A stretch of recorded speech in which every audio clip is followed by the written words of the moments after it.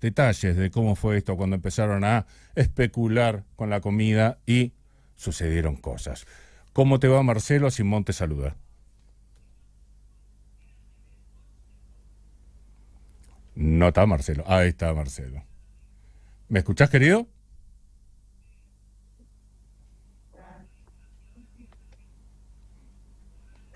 Vicky, ahí en la pantalla. Bien, bien. Ahí los escucho. Perfecto, gracias, Vicky. ¿Cómo te va, Marcelo? Simón te saluda. ¿Cómo estás, Simón? Muy bien. ¿Vos? Muy bien, muy bien. Muchas gracias por atendernos. A ver, queríamos contarles que vos le contaras a la gente cómo fue esto cuando en las bolsas de Estados Unidos, tengo entendido que la bolsa de Chicago empezaron a especular con el precio de la comida y sucedieron cosas en toda la orbe, en todo el planeta. Bueno, ya ocurrieron varias de estas cosas, pero nos vamos a concentrar en dos episodios.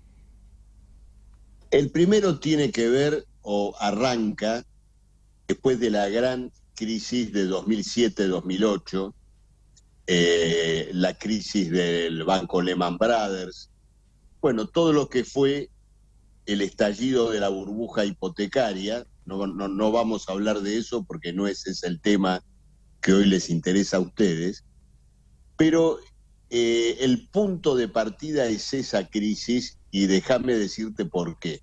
Por favor. Porque ocurrió lo siguiente, los capitales que estaban colocados en la especulación, digamos, inmobiliaria, es decir, lo que estaba asociado a las famosas hipotecas subprime, es decir, la financiación de propiedades para clientes que en un momento ya no tenían la condición de pagar sus préstamos, la declaración de insolvencia de muchos de esos préstamos y luego la declaración de insolvencia de los bancos que financiaron esos préstamos. Bueno, ocurrió lo siguiente. Digamos, globalmente, el Banco Central norteamericano y los grandes bancos centrales del mundo rescataron a esta banca que había quebrado con las operaciones de crédito inmobiliario sobre la base de emitir moneda, ¿no es cierto? Entonces, esos capitales flotantes que ya no podían ir al tema inmobiliario, buscaron otro refugio de valor y otro campo de especulación. Y uno de los principales campos de especulación fue el mercado alimentario, lo que se llama el mercado de futuros. ¿Me están escuchando bien? Sí, perfecto. El mercado de futuros, ¿no es cierto? Que es efectivamente una timba, una apuesta, en este caso, una apuesta al precio de los granos. Es decir, se cierran contratos a X cantidad de meses entre compradores y vendedores de granos, se establece un precio por esos contratos, eso implica formalmente, bueno, una especie de certeza o seguridad para el comprador y para el vendedor de que, en fin, ya pactaron un precio. Ocurre que esos contratos luego se negocian y forman parte, digamos, de un mercado secundario, de una especulación donde, bueno, casi aparecen, ¿no es cierto?, fuertes operadores financieros negociando estos contratos como quien compra o vende acciones en la bolsa o títulos de deuda, digamos, cualquier A otro. ver, corregime lo que te voy a decir, te voy a dar una versión bien básica de lo que ellos hacían, como para que se entienda también, así es como la entendí yo, Sí, pero sí. vos corregime que sos el que sabe. En realidad que creo que lo que hacían era invertir a que iba a estar a determinado tiempo a tanta plata el grano, y si era más, ganaban y si eran menos perdían o al revés, ¿no? Si eran menos Claro, perdían, si eran más en ganaban. realidad, cuando decís invertir a que va a estar a tal valor, es comprar el contrato Ah, bien. que está a determinado valor. Si el contrato dice que va a estar a $500 la tonelada y cuando llega el momento, ¿no es cierto?, está a 600, bueno, quiere decir, ¿no es cierto?, que te ubicaste 100 por abajo. Que ganaste. Sí, sí, sí, perfecto. Claro. Y bueno, y así, digamos, opera efectivamente como una apuesta. Lo que ocurre es que como todas estas apuestas, bueno, generan, por lo menos durante un periodo, una especulación alcista, porque se demandan los contratos. Cuanto más alto se negocie a futuro, más espacio tenés para la especulación, para comprar y vender. Decís, cerré el contrato a 600, bueno, vendo el contrato, lo compré un contrato que compré a 400, lo vendo a 500 y el que lo compra a 500 tiene un margen, ¿no es cierto?, todavía para ganar o para especular. Bien, bien. Entonces, esa especulación alcista hizo subir el precio de los granos, porque efectivamente se generaban expectativas de altos precios para determinada fecha, ¿no es cierto?, para un futuro. La primera crisis importante que tuvo que ver con esto, y que fue justamente en el periodo posterior a la gran crisis de Lehman Brothers, tuvo lugar en el 2010-2011, donde se dio toda una especulación alcista en el mercado de futuros. La consecuencia fuerte de este ciclo de especulación fue lo que se conoció como la primavera árabe, que fue, digamos, la rebelión que se produjeron en distintos países de África del Norte, de toda la región fuertemente importadora de alimentos, Egipto, en fin, digamos, una zona fuertemente demandante de alimentos en el mundo, donde se produjeron rebeliones que tenían razones políticas. O sea, fueron rebeliones contra regímenes políticos que estaban instalados desde hace muchos Dictatoriales años. de muchas décadas en general. Sí, sí. Claro, pero el disparador, el detonante, fue esta crisis alimentaria, ¿no es cierto? Este fenómeno que tuvo lugar. Es decir, que esto es lo que, digamos, el mercado de granos se ha transformado en un mercado, digamos, que opera con la misma lógica que opera cualquier bolsa de valores o cualquier mercado de títulos públicos en el mundo, con el condimento, con el elemento muy fuerte que la oferta de granos está dominada y está concentrada por un grupo de corporaciones vinculadas al acopio y a la exportación de granos, cuyos nombres los conocemos perfectamente. A ver, Son repasemos. los que bueno, Cargill, Nidera, Dreyfus, nosotros los que operan también en el mercado argentino. Entonces hay una gran concentración de esa oferta y por lo tanto una incidencia de estas corporaciones para incidir en el mercado de granos, jugando también a cómo van las apuestas en el mercado de futuros. Es decir, de pronto tienen un interés en un mercado alcista y te retienen los stocks para forzar la suba. Y viceversa, ¿no es cierto?, cuando quieren iniciar el ciclo a la baja porque ellas mismas se han desprendido de contratos en un punto alto.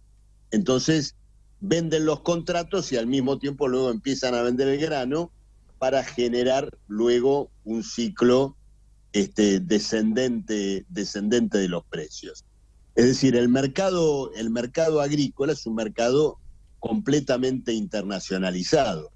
Ahora, y cuando digo ahora, digo en un periodo, es decir, los últimos año y medio, 2 años, ya con la guerra entre la OTAN y Ucrania instalada, se ha generado también un fenómeno especulativo, porque, bueno, Ucrania y Rusia representan el 30% de la oferta mundial, y por lo tanto también se produjo un alza muy importante de los precios que estuvo relacionada con la crisis de oferta de estos países, y esto también desató una penuria alimentaria muy importante, que en este caso no es solo el África subsahariana o los países importadores, sino que, bueno, en Europa el año pasado se han vivido situaciones dramáticas por la carestía en los alimentos. No, bueno, igualmente que, esta sí, anécdota que vos contás, que es terrible porque encierra una guerra,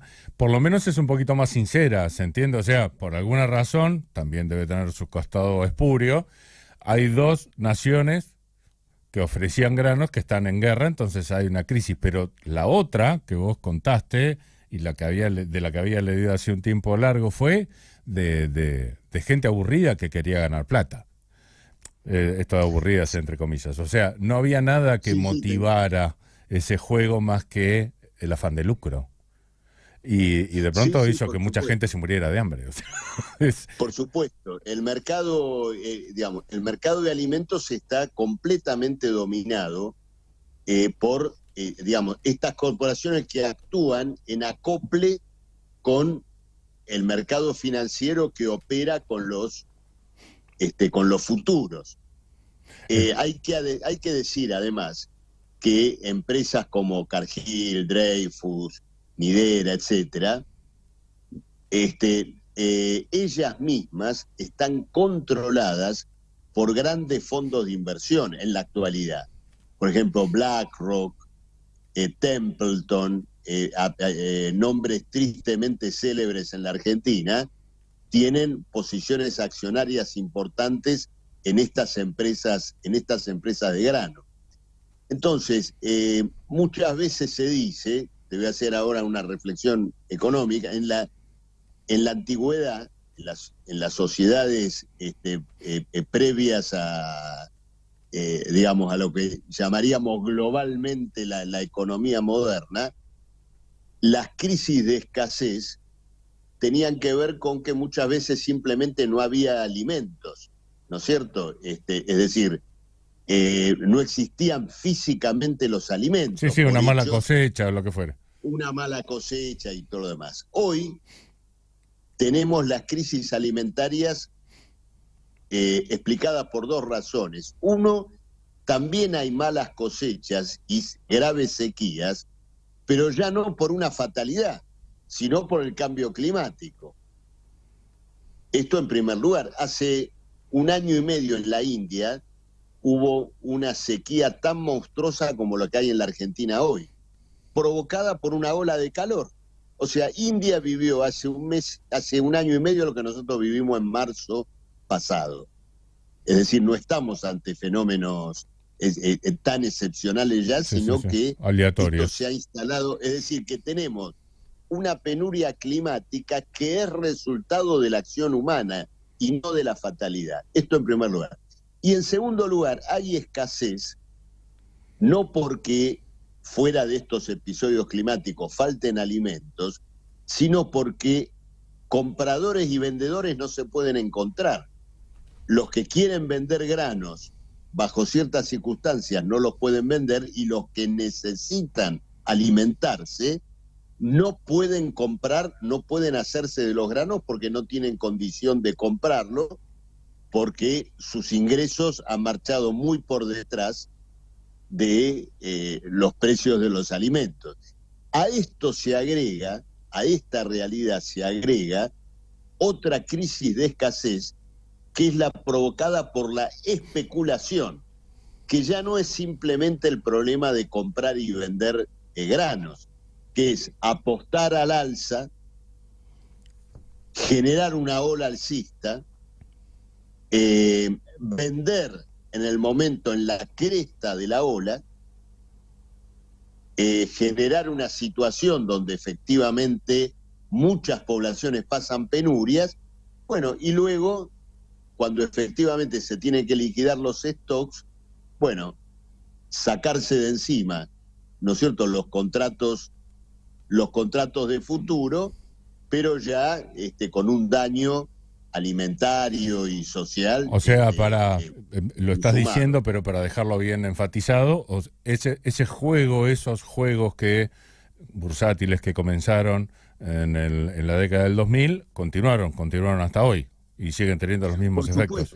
Bien. Por supuesto, y tiene que ver con que, digamos, la economía en su conjunto, ya, digamos, hablar de mercado agrícola, productores agrícolas, sector agrícola y sector financiero, bueno, todo eso ya está relativamente superado porque el capital financiero, es decir, el capital monetario que controla las relaciones económicas, ha tendido sus tentáculos sobre el conjunto de la economía. Es decir, hoy la producción agrícola es una criatura del capital financiero. Y esto también ocurre en la Argentina. Los pools de siembra, los que manejan realmente el negocio agrícola son los que tienen el capital financiero. En estas operaciones especulativas, los grandes ganadores son los que mueven los contratos de futuro y no los agricultores o los productores, que en general salen, digamos, de este tipo de situaciones sin haber aprovechado la timba. Es decir, la timba la explota, digamos, el que opera el contrato. Sí, es lo mismo que pasa con el precio del dólar. A los individuos les puede convenir un poquito más, un poquito menos, de acuerdo a cómo estaba el precio cuando tuvieron que hacer su mínima operación, pero básicamente las operaciones grandes son otras. Claro, exactamente. Este es el movimiento que tiene lugar. Entonces, esto que yo te decía, la escasez, la penuria alimentaria, no es un problema natural, sino que tiene que ver con ciertas relaciones sociales. Es decir, el capital como controlador general de todo el proceso alimentario, bueno, lejos de haber resuelto la hambruna, la ha acentuado. Sí, básicamente. Tampoco creo que les interese en particular que sea un problema para ellos, digo. Pero es así. Sí, totalmente. Bueno, y es un poderoso incentivo para que nosotros, los que estamos viviendo esto con severidad, discutamos, ¿no es cierto?, una transformación de estas relaciones sociales. Seguramente. Querido Marcelo, ¿querés cerrar con algo que no haya salido en la charla? No, esto me parece lo más importante, y simplemente señalar que ahora, digamos, en la instancia de la guerra, lejos de haberse aminorado este movimiento especulativo, se acentuó. Es decir, que los que especulan con el precio de los alimentos no dejaron de hacerlo con la guerra, sino que acentuaron este movimiento especulativo. Clarísimo, querido Marcelo. Muchas gracias por la charla, como siempre. Habrá muchas en el futuro. Te mando un abrazo grande. Un abrazo.